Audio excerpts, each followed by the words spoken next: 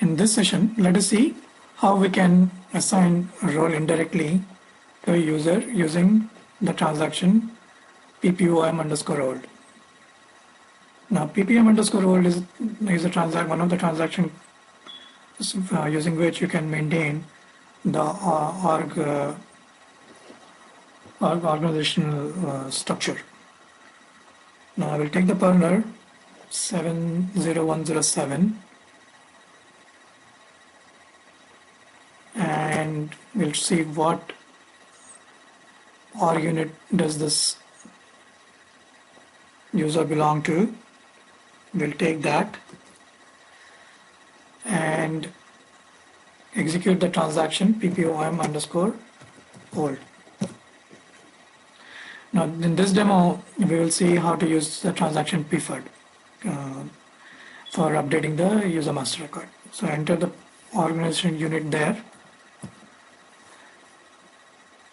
and now click on staff assignments to see what all positions are part of this org unit. And if you scroll down or if you expand, you'll find the names of the persons holding those positions. So you have the org units, within that you have the org positions, and underneath that you have the partner linked with the user ID who is attached to that position. Now in our example, we are going to assign the role to this position 8601.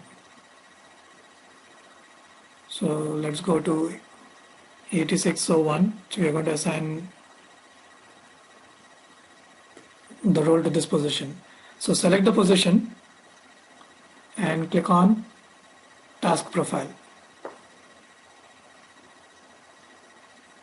So you will get the relationship between the different objects, organizational objects, such as this position belongs to this org unit, and this position is described by this job.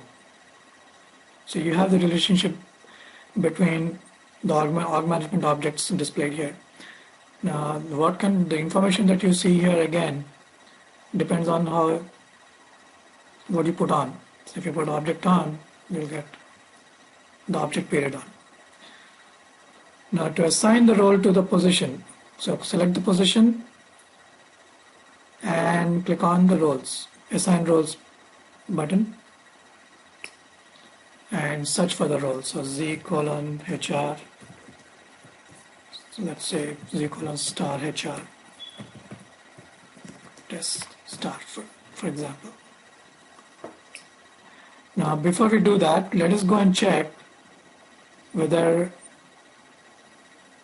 if there's any role assigned to this user ID. So this user ID was C Young. Now again, one of the prerequisites I said was that the partner has to be linked with the user ID in info type 105. So let's verify that first.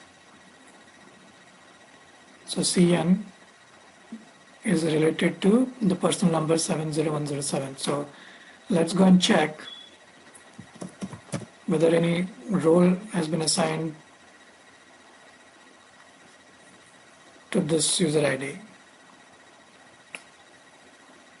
So there are no roles assigned. So let's go and now select the role. Or if you want to select both the roles, you can select as many roles as you want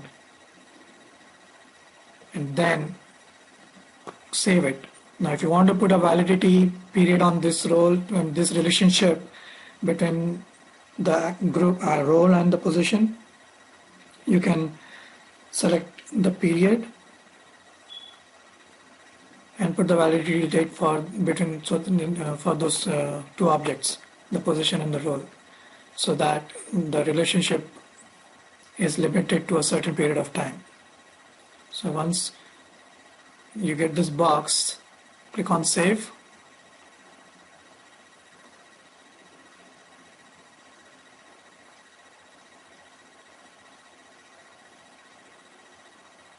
and you can see now this position is described by these two roles.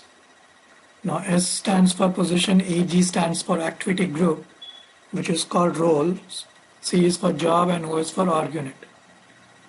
So a role or a position is described by a role. That's how the relationship has to be read. So this is how you assign a role to position. Now let's go and copy this thing so that. So now whichever user is assigned to this position, they inherit these roles. So the advantage of assigning roles to position is that whenever a user changes his position or changes his job responsibility, from a security administration standpoint, it becomes easy for you to manage. So let's assume the user changes his position. You don't have to, as a security administrator, you don't have to worry about what authorizations that user has or what authorization to take away, because once the user loses the position, the system automatically takes away the access given to that user by that position, and when the user gets assigned to a new position, the system ensures that the user inherits the roles from his or her new position. So from a security administration standpoint, it's very advantageous and less time consuming to manage the authorizations for users. So let's go and check. Now since the role is assigned to the position now, both the roles, let us go and check whether these roles are assigned to the user or not. The roles still don't show up in the user master record. And that is because the user master record has not been updated. We haven't done the user comparison. So to update the user master record, execute the transaction pfud. Now the transaction pfud gives you an option to update the org management objects too. So if you want, in normal scenario where HR is not implemented, if you want to run pfud, you could remove this checkbox. But because we have assigned the roles to position, and so we need to select this checkbox. And now let us go and enter the roles here. Because we copy pasted it, we can paste it using this box from the clipboard. Now let's go and execute the role. Now the user, even though it says it's user master data reconciliation, the update has to be done on roles. So you have to enter the role names here, not the user IDs. So what happens is whatever roles you have entered here in these fields, whoever is assigned those roles, the user master record for those users is updated. So let's go and execute. Depending on how many roles you are reconciling, the system may take that much time to update. So update has been done. So let us go and execute the transaction SC01 and check the user ID now. Now you can see the roles appearing in the user master record. So anytime you do an indirect assignment of roles to users, you have to do a user comparison, that is run the transaction pfud. Depending on what transaction code you use, you may end up using the transaction pfud. For example, when you are using doing the assignment through PFCG, the system gives you an option to do user comparison within PFCG. So you don't have to specially run the transaction pfud. You can do the user comparison in PFCG itself. But in this case, because the PPOM underscore old transaction didn't give you an option to do the user comparison, we had to execute pfed.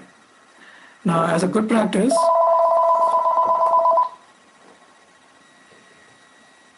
so you can execute these